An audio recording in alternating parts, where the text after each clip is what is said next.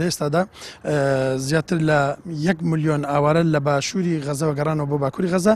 ئێمە 2 ڕۆژ لەمەوبەر کەمپینی هاوکاری بۆ دابینکردنی خێمە بۆ ئەو ئەوارانەمان ڕاگەیان. سوپاس بۆ خی گەورە تەنها لە ماوەی 1 ڕۆژدا دەستگای خێرخوازی بەخشین توانی ئەم شەو 200 خێمە دابین بکاتن بۆ ئاوارەکان کە 200 خێزان بتوانین لەوێن دەرجێگیریان بکەین و 200 ڕاخمە بۆ دابینکردن کە کولفەکەی دەتوانم بڵێم 6 دەفتەر دلار بوو کە 6,000 دلار بوو.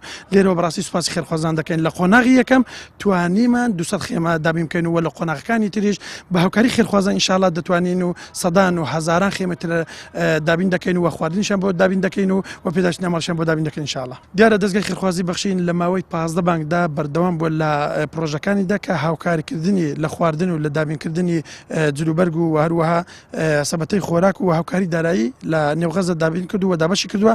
لە ئێستادا ئێمە لەم هەفتەیەدا توانیمان چەندین پرۆژە دابین بکەین. یەکێک لە پرۆژەکان کردنەوەی بنکەیەکی قورئانی پیرۆز بوو و هەروەها هاوکاریکردنی خاوەن پێداش تایبەت بوو ئەوانەی کە دەست و قاچیان لەم جەگەدا لەدەست داوە و هەروەها دابشکردنی جلوبەرگ بوو کە ئێمە لە 3 ڕۆژ لەمەوبەر توانیمان جلوبەرگ دابش بکەین و دوێنێ و ڕۆژانی تریش ئەوارانەی کە گەڕانەوە ئێمە توانیمان جلوبەرگ بەسەر خێمەکان و ئاوارەکان دابش بکەین.